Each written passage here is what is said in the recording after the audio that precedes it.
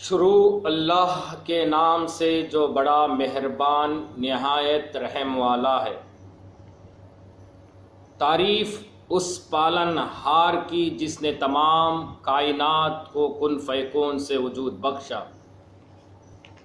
درود و سلام ہمارے ساری کائنات کے رہبر محسن شفیع المسلمین تاجدار مدینہ محمد الرسول اللہ صلی اللہ علیہ وسلم پر، جن کے ہم امتی ہونے کا شرف حاصل کرتے ہیں۔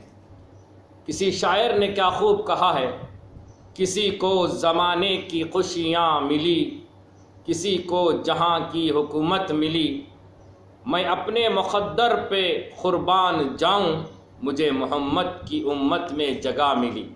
میرے عزیزان ملت اسلامیہ کے نوجوانوں، بزرگوں اور میری پردہ نشین ماؤں اور بہنوں، السلام علیکم ورحمۃ اللہ وبرکاتہ۔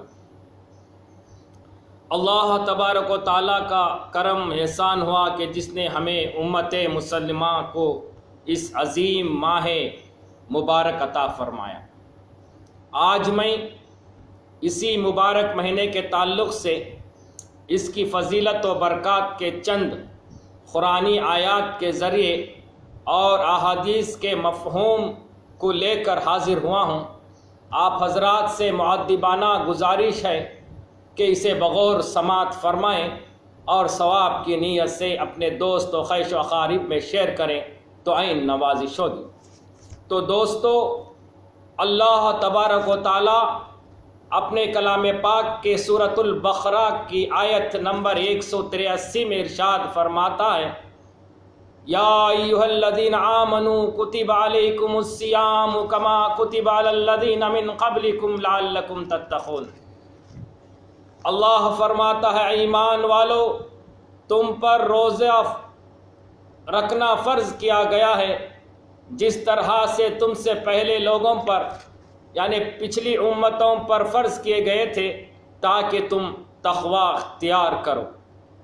اور میرے بھائیوں، بزرگوں، عزیز دوستو، اللہ اپنے کلام پاک میں دوسری جگہ ارشاد فرماتا ہے، وَمَكْرُوا وَمَكْرَ اللَّهُ وَاللَّهُ خَيْرُ الْمَاكِرِينَ۔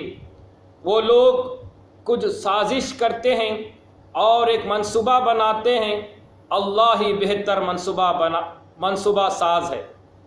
وقال النبی صلی اللہ علیہ وسلم ان رسول اللہ صلی اللہ علیہ وسلم قال اذ جاء رمضان وفتحت الابواب الجنہ۔ اللہ کے رسول صلی اللہ علیہ وسلم نے ارشاد فرمایا، جب رمضان آتا ہے تو جنت کے دروازے کھول دیے جاتے ہیں۔ یہ حدیث صحیح البخاری حدیث نمبر 180 پر 9 باب سوم جلد دوم سے لی گئی ہے۔ عزیزان ملت اسلامیہ، رمضان المبارک کا یہ مبارک مہینہ مسلمانوں کے لیے اللہ کی طرف سے ایک بہت بڑا انعام و اکرام ہے۔ ایک حدیث کا مفہوم ہے، اس میں نبی کریم صلی اللہ علیہ وسلم ارشاد فرماتے ہیں، اگر امت کو یہ معلوم ہو جاوے کہ رمضان کیا چیز ہے، میری امت یہ تمنا کرے گی کہ سارا سال رمضان ہو جاوے۔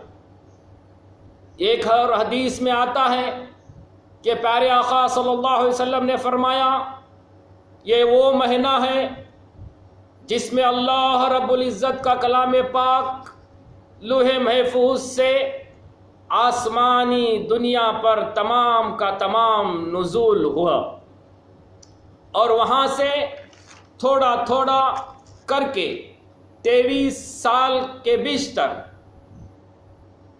آسمانی دنیا سے زمینی دنیا پر حضرت جبرائیل علیہ السلام کے ذریعے سے میرے آقا تاجدار مدینہ محمد الرسول اللہ صلی اللہ علیہ وسلم پر نازل کیا گیا۔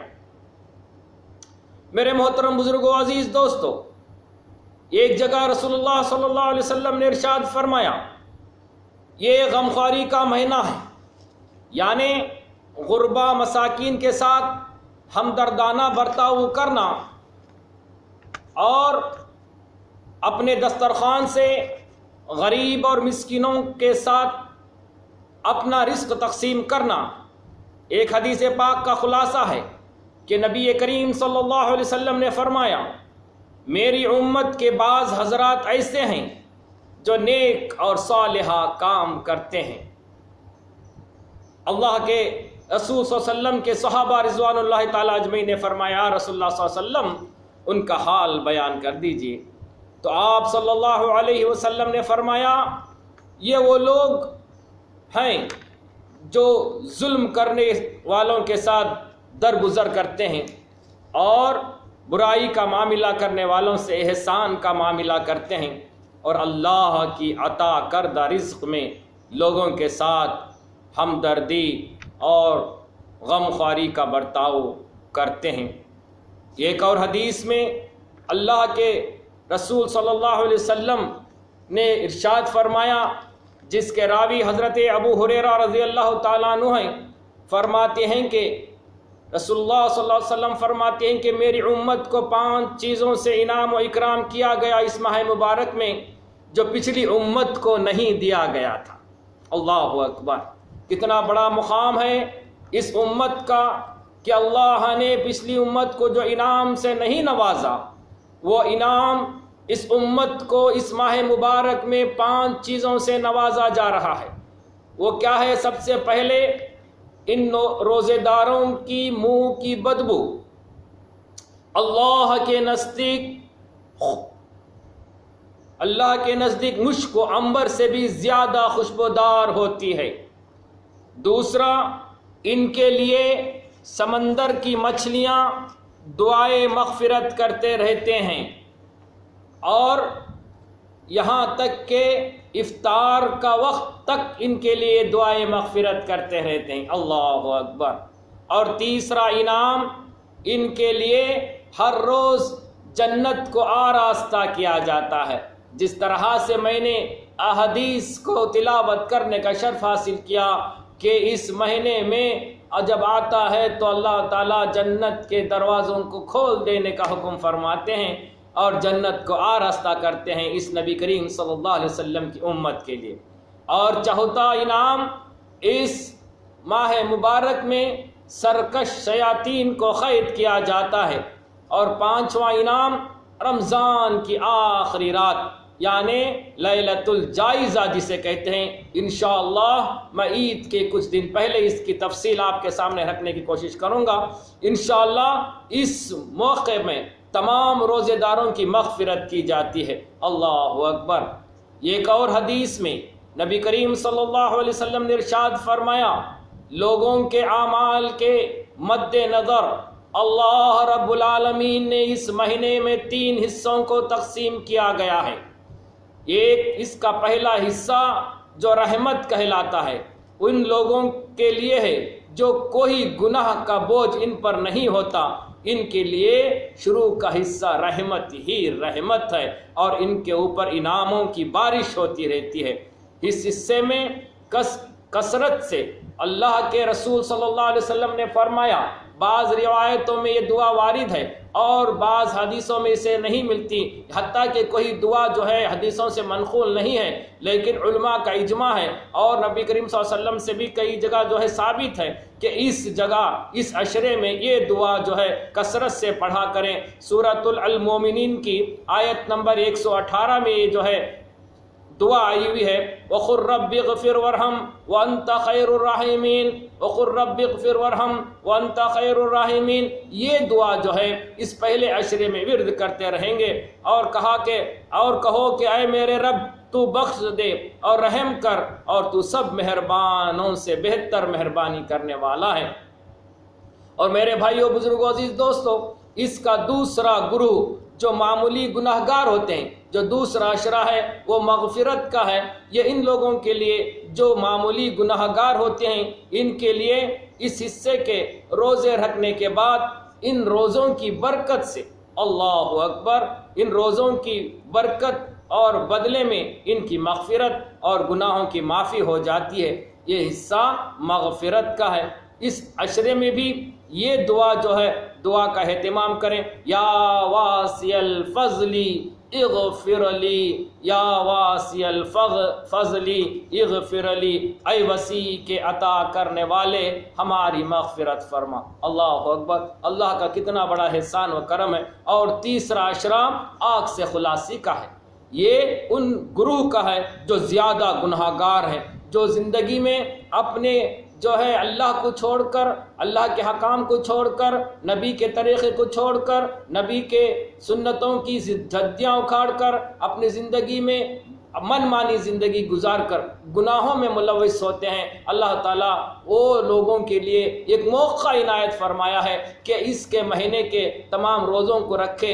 زیادہ سے زیادہ روزے رکھنے کی وجہ سے اللہ تبارک و تعالیٰ ان کے گناہوں کو اس روزے کی برکت سے ان کے گناہوں کو معاف فرماتے ہیں، اور اللہ وعدہ کرتے ہیں ان سے آگ سے خلاصی کا۔ اس لیے جو ہے یہ تیسرا حصہ جو ہے ان لوگوں کے لیے مخصوص ہے جو آگ سے خلاصی کا ہے۔ اس کے اندر یہ دعا کریں، استغفر اللہ اسألک الجنہ ونعوذ بک من النار، استغفر اللہ اسألک الجنہ ونعوذ بک من النار۔ اے ہمارے رب، ہم توبہ کرتے ہیں، ہمیں معاف کر دے، جنت کی ہم طلب کرتے ہیں اور جہنم سے پناہ چاہتے ہیں۔ یہ تیسرا اشرا ہے آگ سے خلاصی کا۔ میرے محترم بزرگوں، دوستو، اس ماہ کے 3 اشروں کو اللہ تبارک و تعالیٰ نے مستقل طور پر جو ہے 3 حصوں میں بانٹ دیا ہے۔ میرے دوستو، ایک اور حدیث میں آتا ہے کہ نبی کریم صلی اللہ علیہ وسلم نے ارشاد فرمایا، روزہ حق تعالی شانہ کی محبوب ترین عبادتوں میں سے ایک ہے۔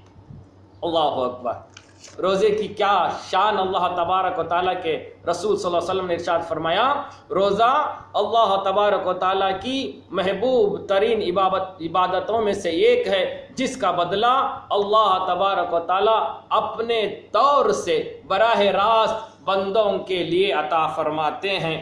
اور میرے محترم بزرگوں، عزیز دوستو، میرے ملت اسلامیہ کے نوجوانوں، اللہ جو ہے بہت بڑے رحم والے ہیں۔